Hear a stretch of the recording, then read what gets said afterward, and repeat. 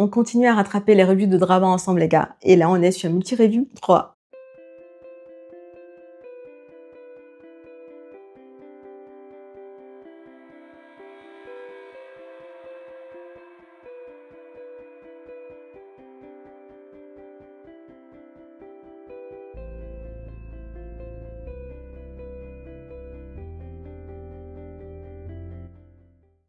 Hello, moi c'est Diane et bienvenue sur cette chaîne où j'aime parler de drama asiatique, de livres et de trucs que je trouve fun en général. Alors, on est de retour pour une multi-review parce que je vous avais introduit le fait que j'allais en faire beaucoup cette année. Je pense même les années à venir aussi parce que ça me permet d'écouler de manière beaucoup plus rapide des reviews drama que j'ai envie de faire. Et là, on est sur le multi-review numéro 3. Donc, si vous n'avez pas vu les volets 1 et 2, n'hésitez pas à aller faire un tour vraiment. Dans ce multi-review, je vais vous parler de drama coréen, de drama chinois. Voilà, il y aura un mélange des deux types de drama. Donc, let's go pour multi-review 3. Le premier drama dont j'ai envie de parler dans cette multi-review est Tell Me That You Love Me. C'est un drama coréen de 2023 qui a 16 épisodes de 60 minutes. On va être sur un drama que j'ai beaucoup aimé pour, en fait, les personnages qui sont mis en avant. C'est un drama auquel je donnerais un 7 sur 10. Je dois lui donner une note sur une échelle de 1 à 10. Et je vous dis tout de suite pourquoi j'aime énormément ce drama. Jung Mo-on aspire à devenir actrice, mais c'est compliqué pour elle. Elle n'est pas un canon classique de beauté, du coup c'est compliqué pour elle de décrocher des rôles principaux. Elle va côtoyer lors d'un voyage à Jeju, en fait, Cha Ji-woo, qui est plus âgé qu'elle, qui est d'apparence calme, qui aime la photographie et le dessin.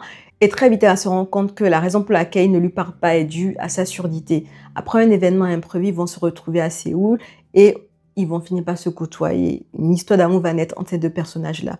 Bref, c'est un drama que j'ai beaucoup aimé, justement pour le casting. Vraiment, c'est de l'acting de haut vol. Limite, on va dire, vraiment, on est sur quelque chose que je n'ai pas l'habitude de voir. Aussi, au niveau des personnages qui sont mis en avant, un personnage qui est sourd, c'est très peu mis en avant dans les dramas. Et je suis contente quand je vois ces représentations-là, finalement, dans le drama land. Ça fait plaisir. Les acteurs qui incarnent les personnages principaux, vraiment, ils jouent très, très bien. Vraiment, il y a une profondeur dans leurs échanges, il y a une profondeur dans la manière dont ils se regardent. Il y a beaucoup de choses qui passent dans leur regard parce que l'un est sourd et l'autre ne connaît pas le langage des sourds au début de leur relation, tout du moins. Du coup, il y a beaucoup de choses qui vont transiter en fait dans leurs interactions, dans les mains, dans le regard, et c'est hyper touchant ce qui se passe. Il y a pas mal d'interactions silencieuses et on comprend la paix que ressent notre héroïne principale qui a l'habitude d'avoir trop de monde autour d'elle ou qui a l'habitude en fait qu'il se soit trop bruyant. Donc ces moments-là d'échanges silencieux, en fait, c'est des arbres de paix que retrouve cette héroïne-là.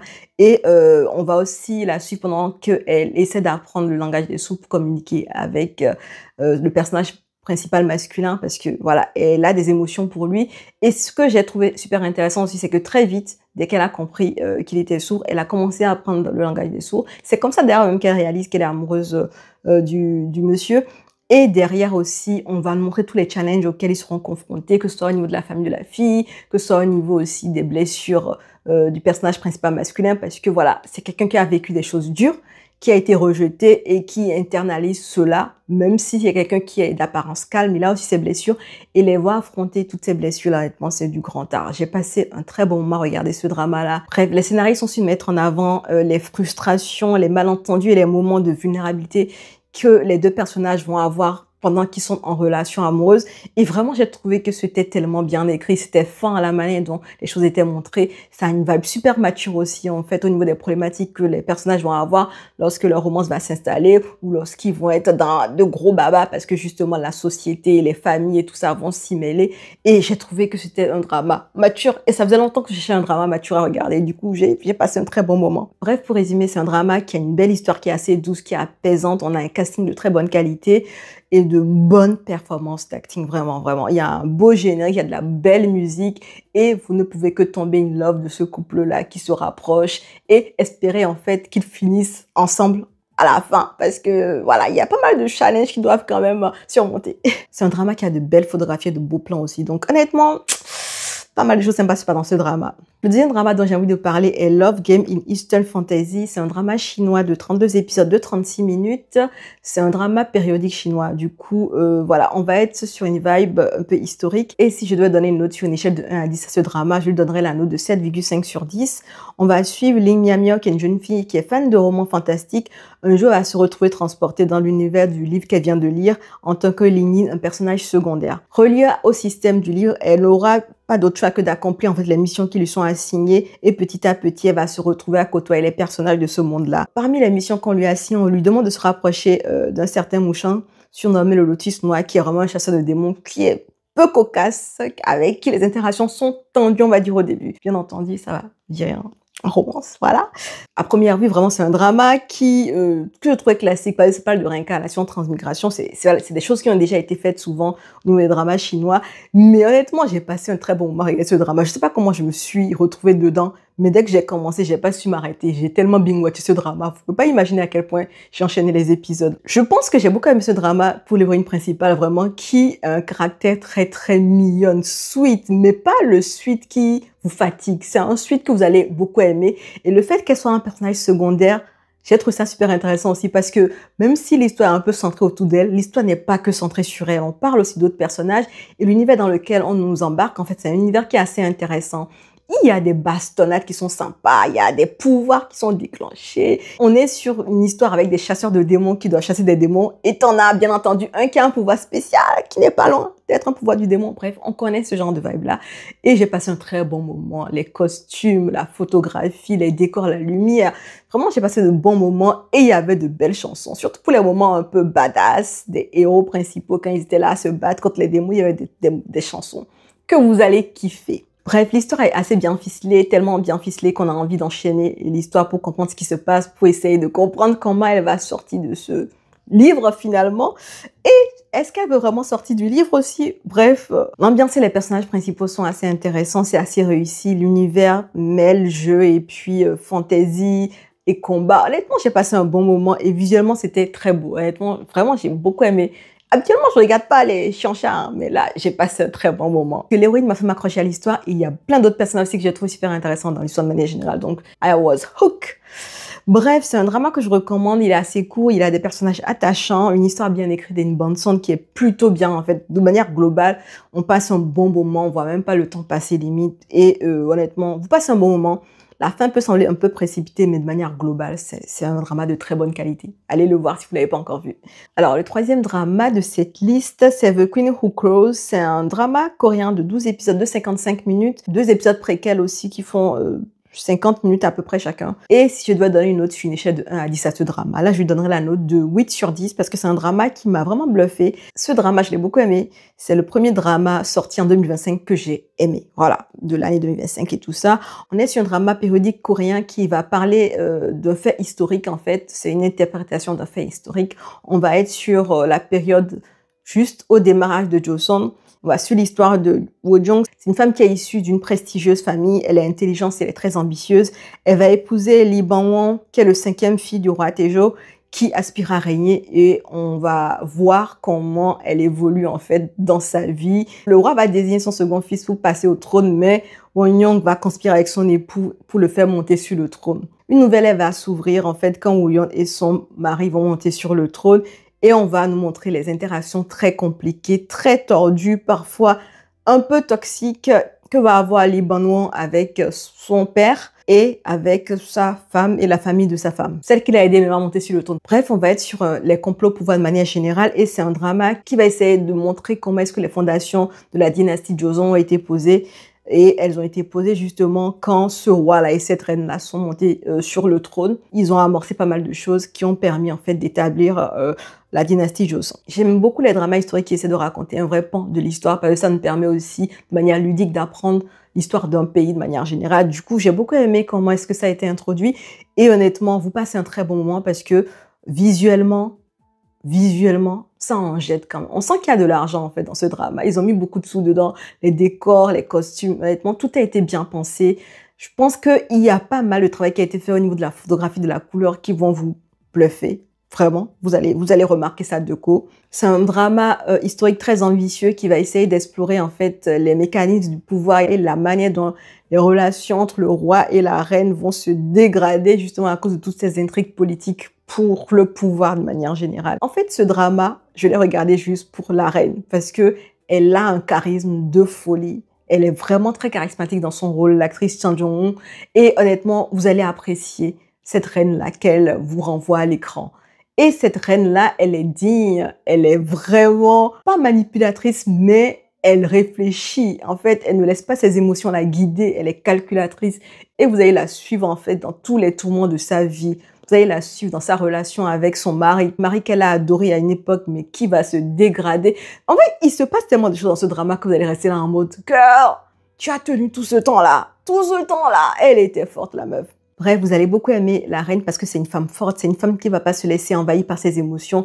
C'est quelqu'un qui va essayer de garder son calme, essayer de réfléchir pour se sortir de situation. Elle va perdre beaucoup de choses dans cette histoire. Elle va toujours garder la tête haute et va toujours garder son sang-froid pour trouver l'alternative la plus simple et la plus judicieuse pour sortir de ces situations. Et le roi dans cette histoire, on l'adore au début, après on le craint et après on a pitié de lui parce que c'est quelqu'un qui n'arrive pas à gérer tout ce pouvoir-là qu'il a dans ses mains. Et c'est quelqu'un qui est jaloux de sa femme, qui est jaloux de la contenance que sa femme a, de son intelligence.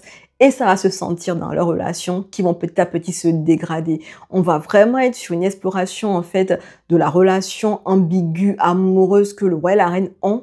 C'est une relation qui est empreinte de toxicité parce que il y a beaucoup d'amour, mais il y a aussi beaucoup de manipulation. Il y a aussi beaucoup de « je veux te dominer, je veux être ton maître ». Et ça se ressent tout le long. Après, c'est une véritable montagne russe d'émotions et la tension entre le roi et la reine, vraiment, c'est ce qui fait tenir ce drama et qui vous donne envie d'enchaîner les épisodes.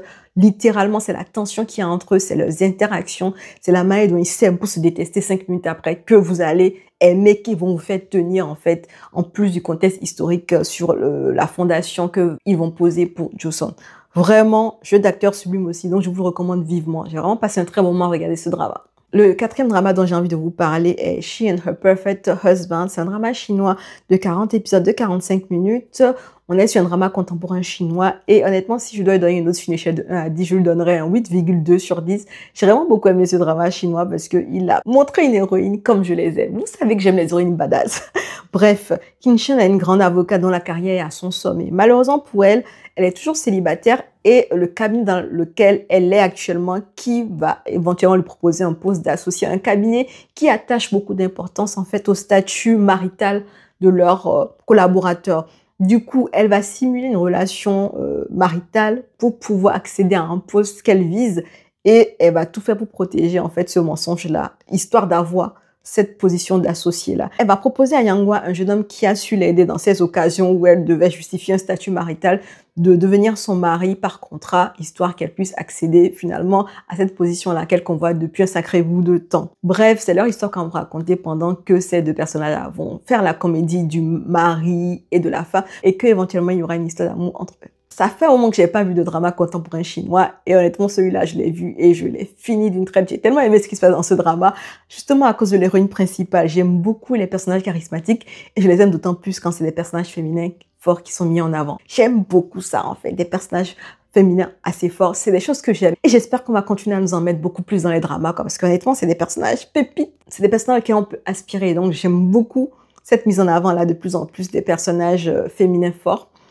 Et ce que j'ai beaucoup aimé dans ce drama, finalement, on va être sur un drama assez féministe quand même, parce que l'avocate, en fait, elle va pointer du doigt toutes les injustices qui sont faites au niveau de la société de manière générale, de la manière dont les salaires et puis les postes sont distribués selon le genre, selon des conditions spécifiques liées au patriarcat de manière générale pour qu'ils puissent perdurer, bien entendu. Et honnêtement, ce qu'on aime chez cette héroïne aussi, c'est qu'elle sait ce qu'elle veut. Elle est brillante dans son milieu.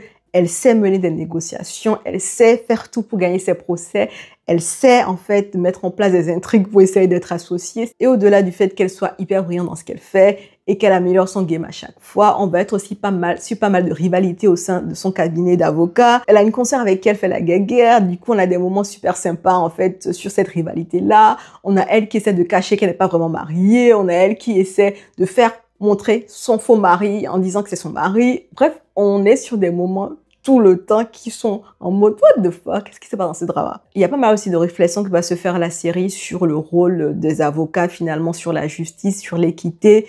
Il y a pas mal de choses qui vont être mises dans ce drama selon les affaires que notre héroïne va traiter ou que des avocats du cabinet vont traiter, qui vont vous faire réfléchir de manière générale sur la société, sur ce qui est juste, sur ce qui ne l'est pas finalement. Et honnêtement, les affaires sont très bien documentées. Honnêtement, vous allez trouver les affaires intéressantes, même si vous n'aimez pas les affaires en général des cabinets d'avocats, mais vous allez les trouver intéressantes parce qu'elles sont intéressantes. En plus, il y a plusieurs types d'avocats et selon l'affaire qui tombe sur la table, en fait, vous allez vraiment brasser un peu de tout, criminalité, affaires, divorce, bref, il y a pas mal de choses qui se passent dans ce drama et je trouvais que toutes les histoires étaient intéressantes, toutes les affaires étaient intéressantes finalement. Donc, on passe vraiment un très bon moment à regarder ce drama de manière générale. On a une belle romance qui s'installe. C'est une romance timide, mais honnêtement, je trouvais qu'elle était mignonne, vraiment. Elle n'était pas trop tape à l'œil, mais c'est une romance qui était efficace, qui faisait ce qu'elle avait à faire. Parce que les personnages, quand même, ils restaient un peu aux antipodes. Notre avocate, elle est fonceuse et c'est ce qu'elle veut. Et son faux mari, c'est quelqu'un d'un peu plus timide, qui est réservé, mais qui sait aussi pas mal de choses. C'est quelqu'un qui est un peu introverti aussi. Donc, on va avoir ce petit clash-là, en ces deux personnalités-là, qui finalement vont se compléter pour faire avancer beaucoup d'affaires, en fait, du cabinet d'avocats. Donc, honnêtement, j'ai passé un très bon moment avec cette héroïne badass qu'on n'oublie pas de sitôt, qui sait ce qu'elle veut, qui est fonceuse et qui fait tout pour arriver à choper ce qu'elle a envie de choper, notamment au niveau du boulot. Pour toutes ces raisons-là, j'ai aimé ce drama. J'ai trouvé que l'héroïne n'était pas facilement oubliable. C'est une fonceuse qu'on adore suivre, elle a une belle romance. L'acting y était au niveau des personnages de ce drama. Donc honnêtement, j'ai passé un bon moment et je vous recommande ce drama si vous aimez les belles petites romances contemporaines chinoises et que vous voulez un drama féministe quand même qui va aborder pas mal de problématiques liées à l'équité au niveau du travail pour les différents sexes et à ce qui est demandé plus aux femmes de manière générale dans le milieu du travail. Voilà, c'est un drama qui est centré sur ça et j'ai trouvé intéressant qu'il mette tout ça en avant. Et voilà pour moi, j'espère que vous avez apprécié cette vidéo. Si c'est le cas, n'hésitez pas à liker et partager. Abonnez-vous aussi, ça donne la force de manière générale. Bref, j'ai fini cette vidéo, on se dit à bientôt dans une prochaine vidéo. En attendant, prenez soin de vous. Allez, ciao!